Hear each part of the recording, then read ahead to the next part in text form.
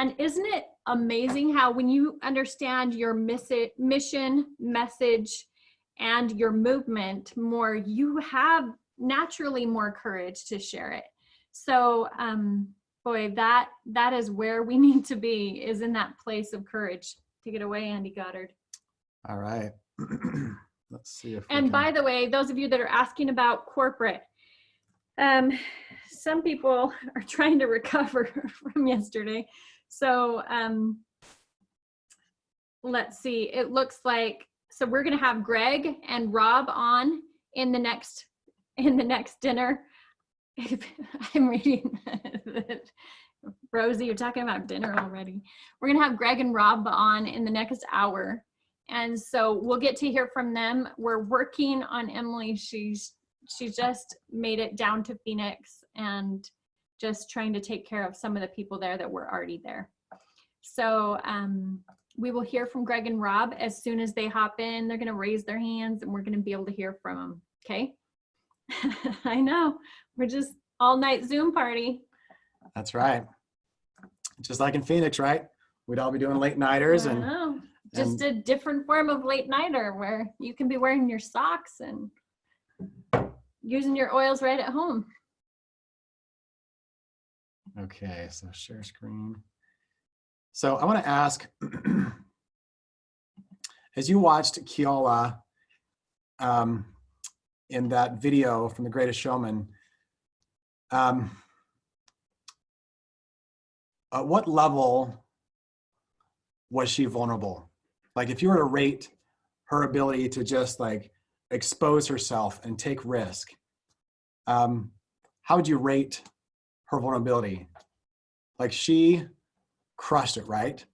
Yeah, like 12 out of 10, right? So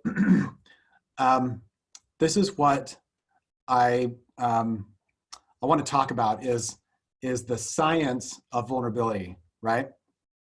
And it got higher as she kept singing. You know, she just totally leaned all in and she just trusted, and look what was created.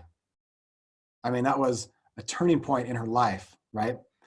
So most of us have believed a lot of things about vulnerability. One of them is that it's weakness. A lot of us were also taught that trust comes before vulnerability. But it's actually the opposite. When we choose to be vulnerable, it automatically builds trust. When we choose to go first, when we choose to open up our hearts and just make bare our what's the word I'm looking for? Just your uncertainty or your the things, your weaknesses, the things you don't love about yourself, then you're giving someone else power to hurt you with that, right? And guess what? We think that by default they will hurt us. But what I have found universally to be the case is vulnerability is met with compassion. Vulnerability is met with more energy, right? Just like that video, like once she started getting into it and leading with her heart, man, that room just caught fire, right? So let's see. Can you see the screen? Black screen.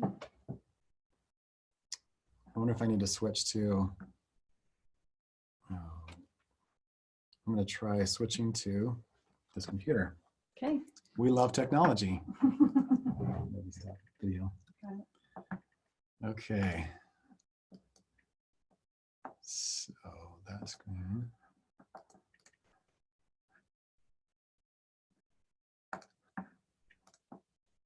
Okay, can you see that now? Okay, awesome. So the myth is that trust comes before vulnerability. No. No. So there are lots of other myths around vulnerability. One of them is that it's weakness. One of them is just, I don't do vulnerability, right? We think I'm stronger than that, or I don't need to ever be open. Sometimes we believe that I can go it alone, because vulnerability opens us up to connection. And so we just tell ourselves, well, I don't need anybody else. I'll go it alone. Here's one of my favorites. The myth that you can engineer the uncertainty and discomfort out of vulnerability. Powerful, right? Like, so alluring, but the only problem is it's not true. The other one is that vulnerability is disclosure. This idea that all I have to do is share all, air all of my dirty laundry, and then we're being vulnerable and connecting with people. Not always the case, okay? And we're going to talk more about where that line is and how you know if you've crossed it. So here's another great one from Brene Brown. Leaders must either invest a reasonable amount of time attending to fears and feelings, or squander an unreasonable amount of time trying to manage ineffective and unproductive behavior. So what are some of the fears and feelings that are going to be running rampant this week? Right?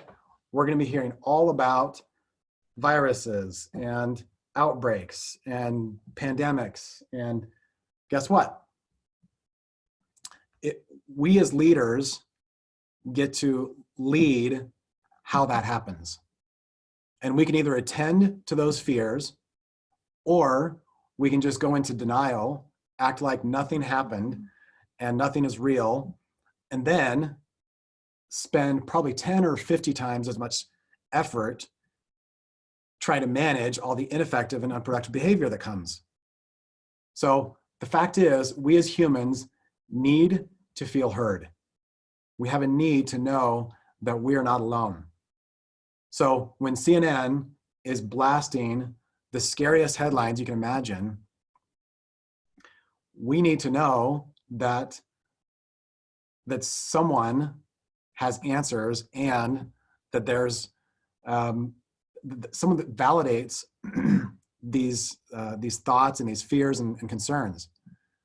So, Andy, I just want to weigh in. Like, think of what we've done even this morning, and just typing out some of those fears and feelings, and how much clarity we're already getting, right? Do you feel more effective and more productive? Like, will everything out of that time that you invested, will it flow more effectively and more productively? Absolutely. Like, there was this study done in Harvard, and 1 hour of productive planning, just thought and dropping into these things that are so important to feel and experience, will save 200, execution errors long term. So that ineffective and unproductive behavior, we can chase that around, or we can be on top of that, ahead of that game, and preventative about what we're creating and intentional about what we're creating. Exactly. So when Chris took us through the exercise and invited us to think about what's stopping you from being full in with your mission, right? Like, what are the backstories or the lies that you've been told that keep you from taking a stand? And I love the courage that showed up, as so many of you posted, my dad told me this, or life gave me that, or all of these hard things that required huge vulnerability for you to share. My question for you is, what would happen? How often do you share those messages in your story? How often do you weave that backstory into, this is what shaped me, right? I had a teacher who told me I was stupid. I had a dad who told me I'd never amount to anything. If you can now take that messiness and those hard things, and then just wrap it up with so much love and gratitude, then guess what will happen as you share your message, as you lead your movement? See, I used to think that we impress people with our strengths, but we actually connect with people through our weaknesses. It's that messiness that has a sticky factor. It allows people to really relate and grab on to our stories in a way that is compelling and moving. So I want to invite you to think about, how can I be more vulnerable when I tell my story? How can I be really transparent as I share my mission and my purpose? And then trust the universe that it will respond with compassion. I love this one. There's no need to be perfect to inspire others. Let people get inspired by how you deal with your imperfections. So this week, right, Canceled Leadership is a great way for us to inspire our teams by how we deal with a messy world and how we deal with our own reactions. You know, maybe some of us went to rage or victimhood or, complaining about lost costs or our team losing energy and momentum. So let's look at ways that we can take that and let it shape who we are. Let it drive the momentum that we have, that we want in our doTERRA teams, and be be the message, as Chris says. So every time we have hard things show up, resistance, trials, people telling us lies, then we have a choice. And the choice is to either armor up or to choose courage. So to armor up is, I try on this visual of a shield, right? So we bring up our guard. We build a castle wall around us. And we think that armoring up is going to protect us. And it's going to build this barrier where we can't get hurt. So I want you to think about what armoring up looks like to you. When you get your feelings hurt, when somebody does something that triggers you, when you feel looked over or undervalued, what are some of the physical symptoms that come up for you when you armor up?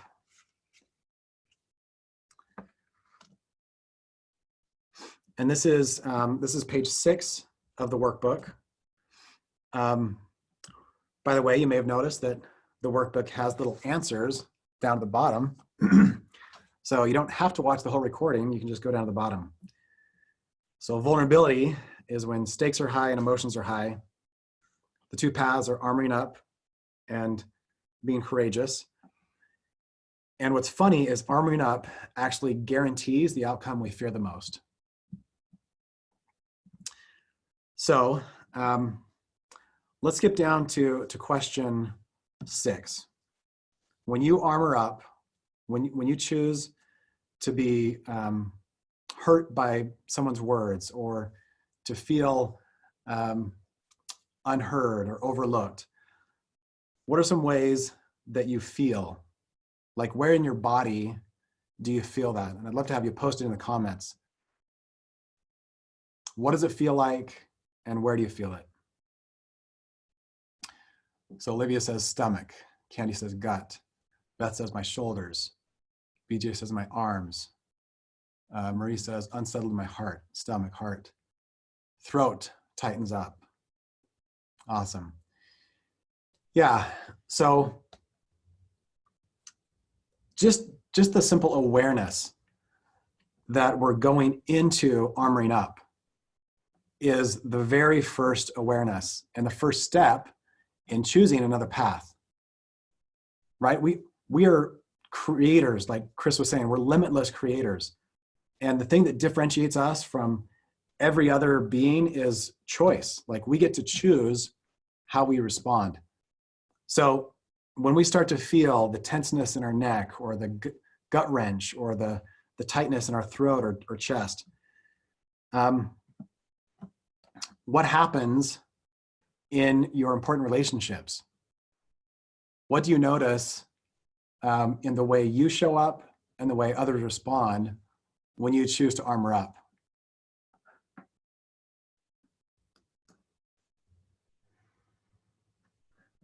You get defensive. Okay. Your relationships become surface level. You go quiet. You hide and retreat. The other people pull away. There's alienation. Renee says you want to go to sleep. There's a lack of flow, lack of connection. We check out. Yeah. So it's a really predictable pattern, isn't it? The ways that we disconnect. And the thing about if you live in America or if you live in a more wealthy country, then guess what happens? There are a million ways to check out. I mean, social media, right? It's probably the most antisocial thing on the planet. And we use it as a way to check out of the physical, real people that are in our lives. So what else do you notice happens when you start to armor up? What's the cost? What's the cost in your relationships, in your health, and ultimately in your business?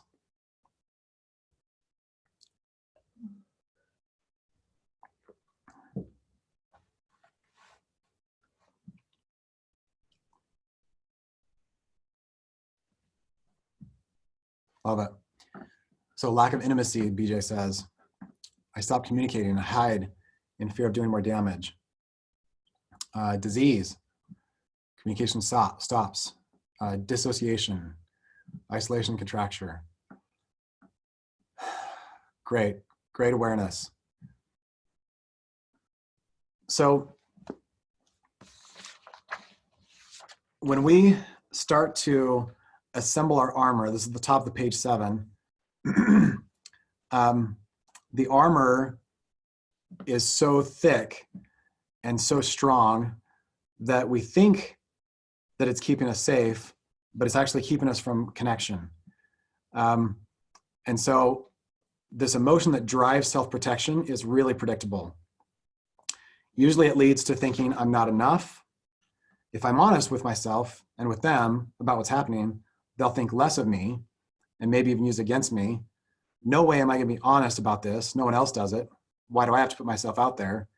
Yeah, screw them. I don't see them being honest about what scares them, and they've got plenty of issues. It's actually their issue and shortcomings that make me act this way.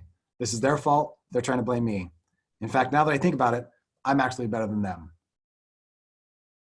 So do you see that avalanche that starts out as just feeling hurt, right? Just feeling attacked. It could start with something as simple as I'm not enough. And then how quickly it snowballs and leads to a train wreck. I can't even count how many times we've seen this happen in our relationships, even with each other. If we can just back the train up to where, okay, I'm feeling the tenseness, I'm feeling the physical signs. So I want you to answer on page 7 the question, number 1, what are 2 situations that are likely to lead you to armoring up? So what are some things that people say, things that people do? What are some reliable triggers that you've found that lead to you armoring up?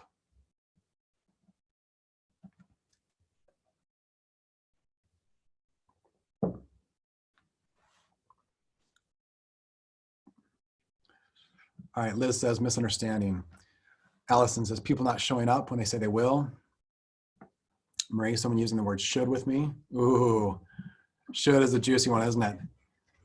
Pauline, when people are negative, when people challenge your knowledge, when you feel invalidated, people question your choices, you feel overlooked, being blindsided.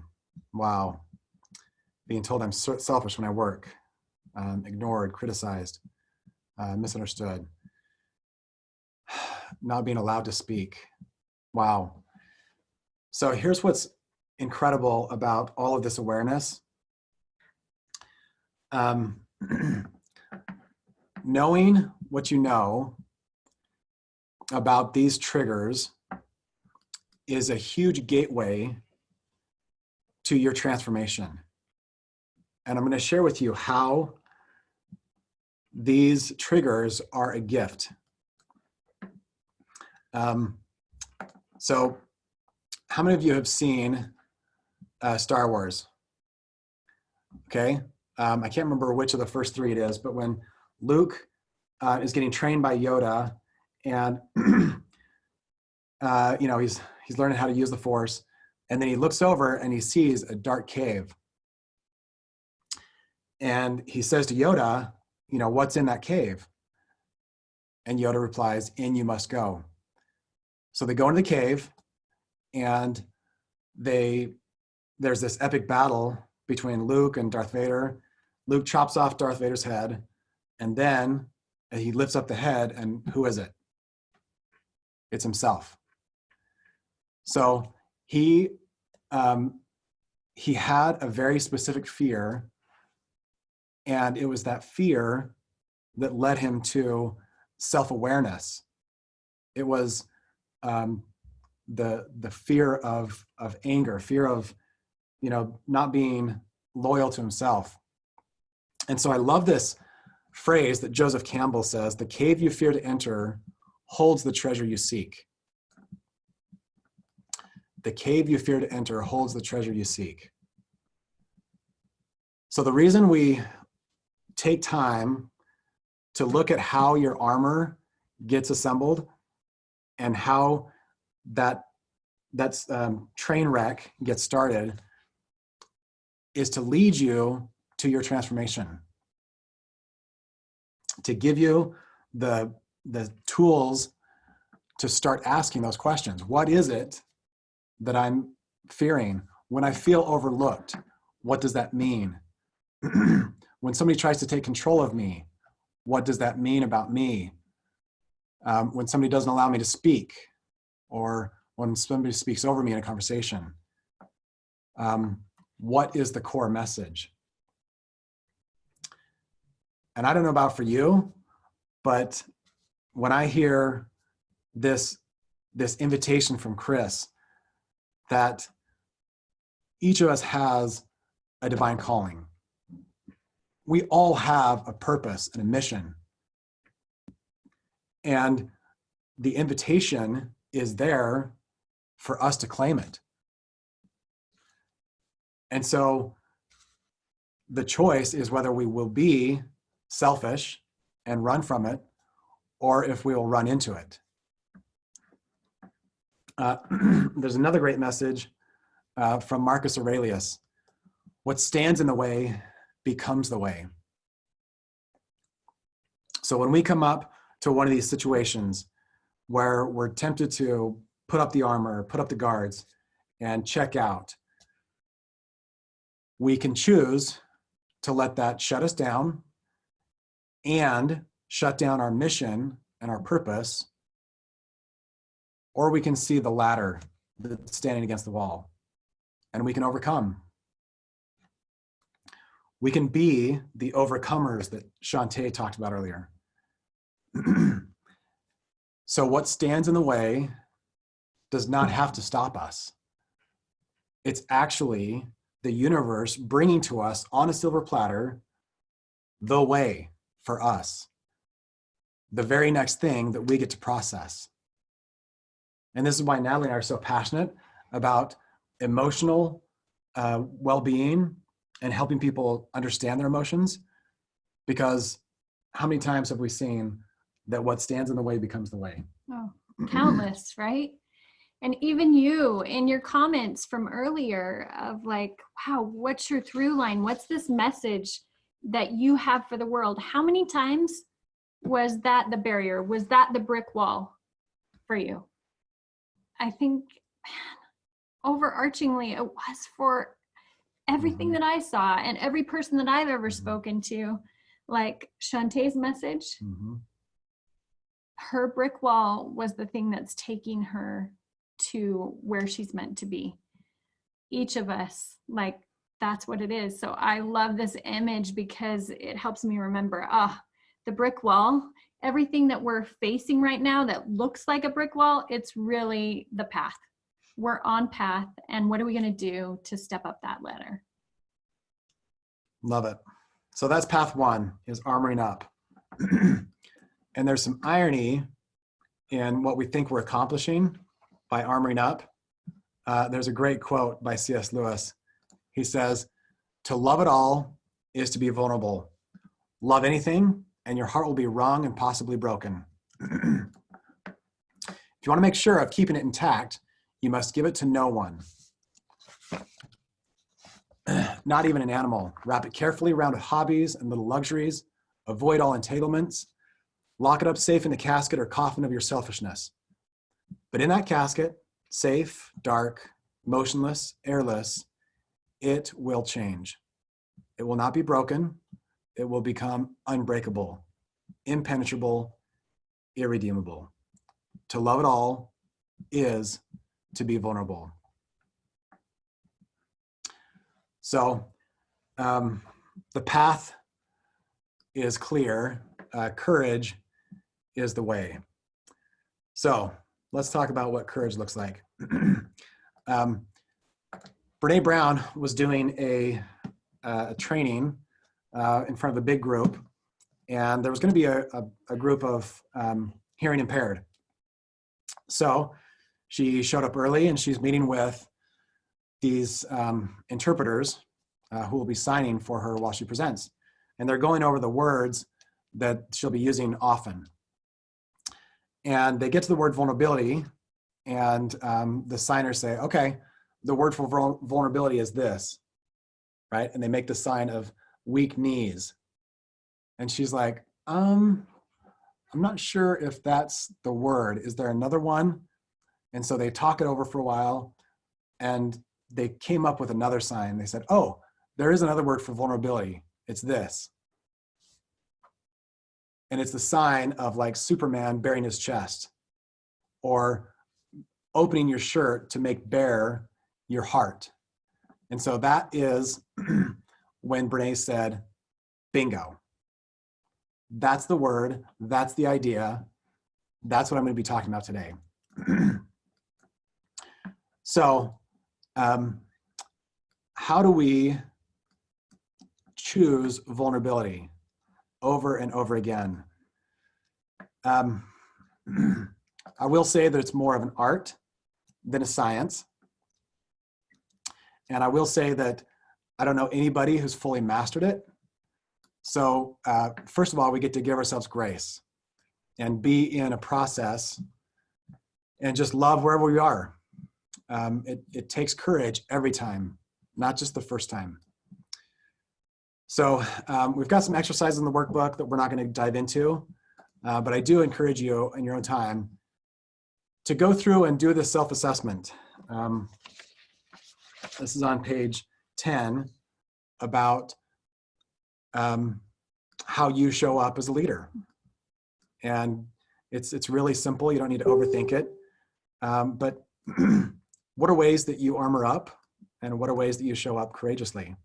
And this will give you a personalized roadmap of where you can improve and how you can show up more open and loving. Who here wants to learn about top tips for managing global health threats, right? Like, who doesn't? So, man, isn't Greg great? I just love that guy. He is always on point. And he downplays what it meant for him to play the role that he did, but that man lived inspired, and he still does. Like, the fact that he went and he took out a loan on his home. At the very moment that he did, was inspired. And I don't know if the company would have survived. They were touch and go, and financially it was so tight. So anyways, Natalie and I still believe that the inspired life is the best life, and Greg embodies that. Oh boy, where to go from here? Man, we could spend literally another 5 hours on all this good stuff, but let's just go back to courage, courageous leadership, and what that looks like. I love this thought right here. A lot of times we think, courage and vulnerability, you have to choose one or the other. That people who are courageous, they don't have to worry about vulnerability because they've got it, right? They've got the courage thing. But it's actually the exact opposite. You can't get to courage without going through vulnerability. Vulnerability is the path to courage. So if you came here today to get your roadmap for how to be a courageous leader, the roadmap is vulnerability. It's living your life with an open heart, and it's living life.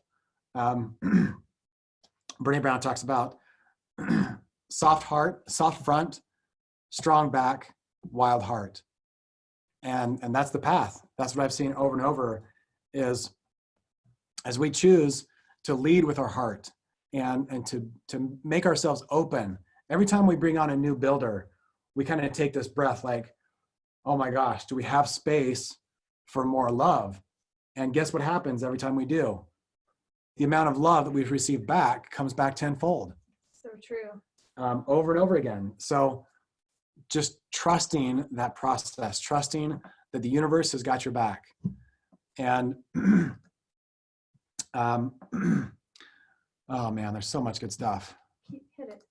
So, Chris basically took us through all of this good stuff on finding your why.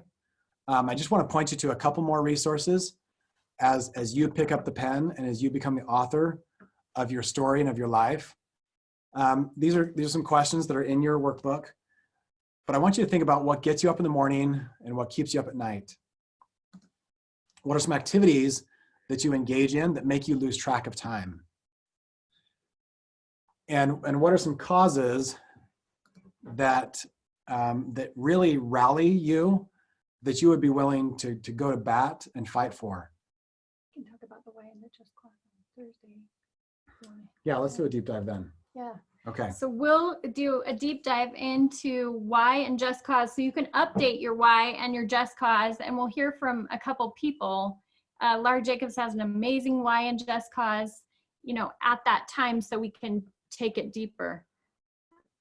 So we want to make sure that you know how to work every part of your workbook, and we've covered a lot of that. But keep take the time. Many of you were planning on leadership this week, so you've got a unique opportunity to just step away from things while they're a little bit quiet. And if you can just set apart some time and go deeper, it'll be so powerful. So take the workbook that you have, and really so much of this, we've given you the architecture, we've given you the understanding. Now's the time for you to do the work, right? Go to the gym with this, literally do that work. Let's see. I think you should take them through. Okay.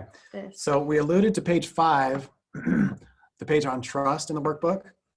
And I just want to invite you to turn to that page. And, oh, here it is. So page 5, it's just self-reflection on where you're at with trust. So the first line is, on a scale of 1 to 10, how would you rate your own trustworthiness? 10 being the best, one being non-existent. So how would you rate your own trustworthiness? It's question 2. I want you to name, write down the names of at least 4 of your top leaders, your qualifying legs, and then rate yourself on a scale of 1 to 10. How much do you trust each one? And so there's a line to put each of those scores. At what level do you trust them?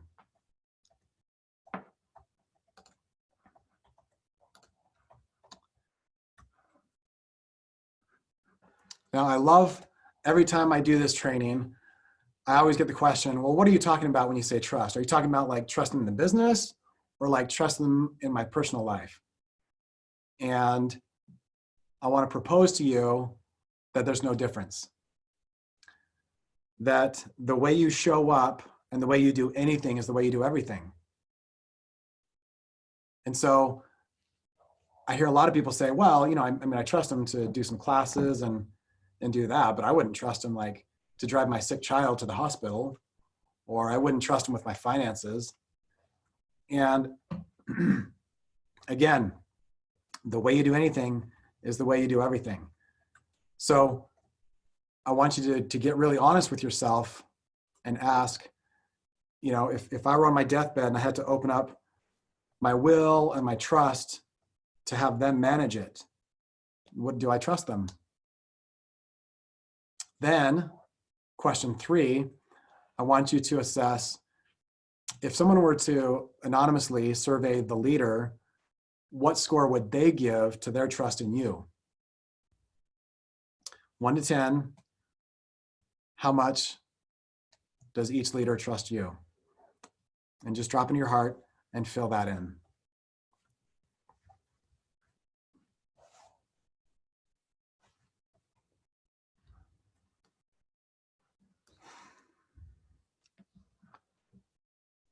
And then the next question's on the page. Who do you get to rebuild trust with? Some of you might think, oh, well, I trust them at a 10. They only trust me at a 5, but that's still pretty good because I trust them implicitly. In this exercise, the lowest score wins. So in that scenario, if you trust them at a 10 and they trust you at a 5, the 5 wins. And so that is the true score of that relationship's trust. So based on that, you've now got a roadmap of where you get to go to work and start rebuilding trust. Now you know where you get to start pouring in more love, more time, more energy to prove your commitment to them. And question number 6, trust starts with who? It starts with you. And so that chart that we let out with, that Elena alluded to, trust starts with you.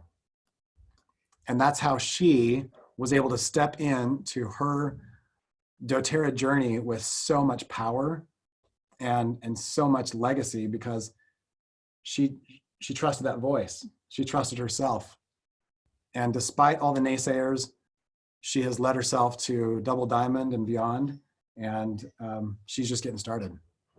What's so beautiful here is that it's not like, it doesn't all happen in a day, right? Yeah.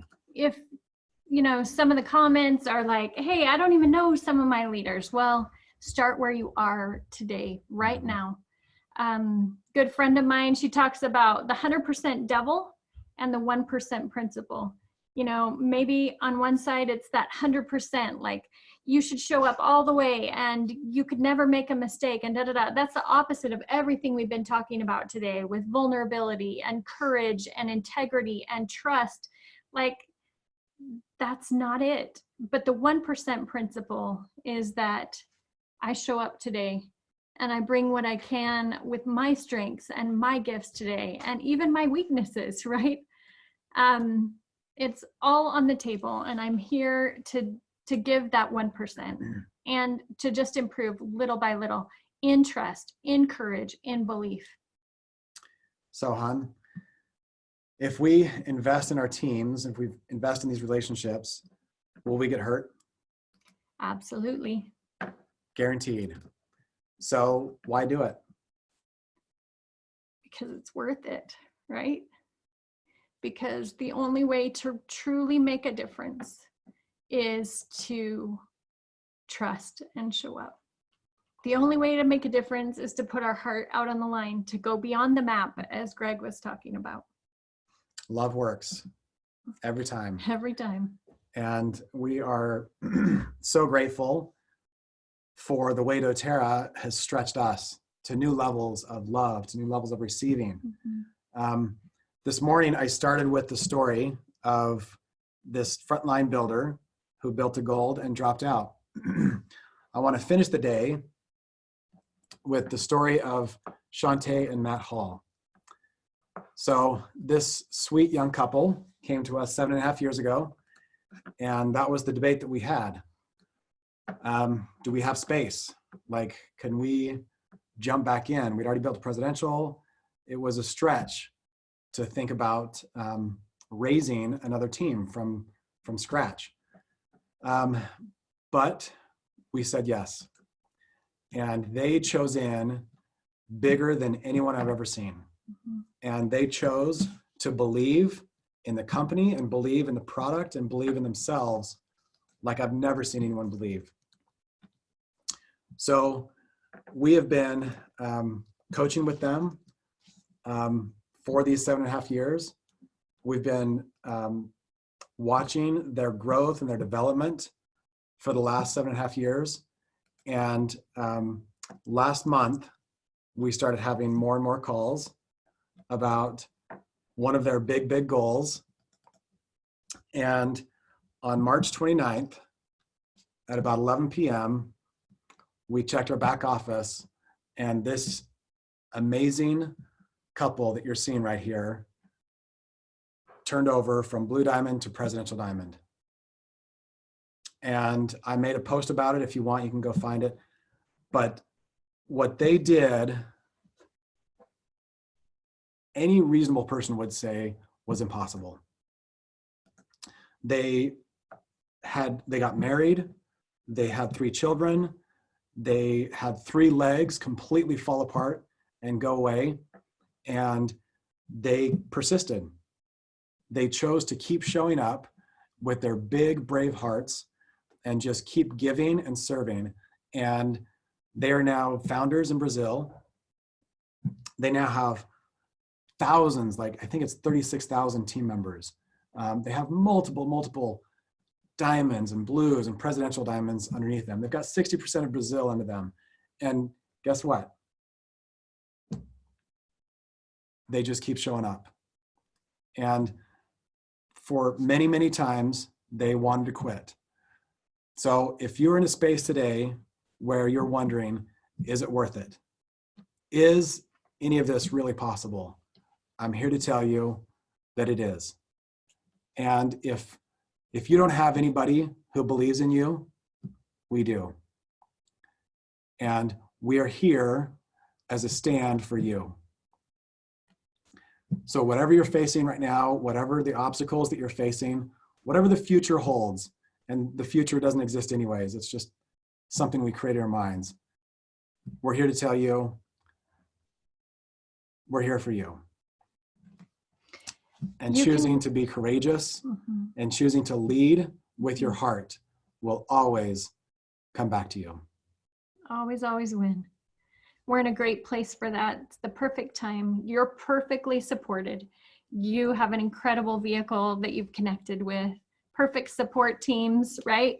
Whether you think they're perfect or not, they are perfect for you. Yeah. So love what is. Just as you've chosen today to love what is in this whole leadership moment and get the most from it. And in doing that, we can go forward to all new heights. I know that going forward, it's going to require more than what we are right now. And so on that journey of becoming, we get to stretch to all new heights, all new levels. And it's going to be so worth it, because wherever you are, there you are, right? You get to be with you. That's the greatest That's the greatest benefit of this incredible journey, is who you become in the journey, in the way. And it's all so worth it. We're so excited for you, and for you to have your Matt and Shantae moments and your wins along the way, whatever that may be. And we just shout out for you to take that courage and take that stand and apply what we talked about today. That's where the power is, right? Take the things we've talked about, bring it into your world, into your life, share it with your team so that you can be true to what you've learned, and they will be able to take things to the next level. So thank you so much for joining us today. Again, we'll add in the email and to post the details on the Thursday 12 to 3 event, but you will receive content on your why and your just cause, and getting more clear there. You'll receive content on how we can navigate these global health concerns and leverage it to help things go forward in your business. We are not an auxiliary product. This is essential in the world that we live in today and where we're operating. And then we'll also hit on how to expand your market wherever you're at in your business. So we're going to have some incredible guests here with us to share about that, and hope to be with you again then. Thanks so much. Lots of love. Many blessings.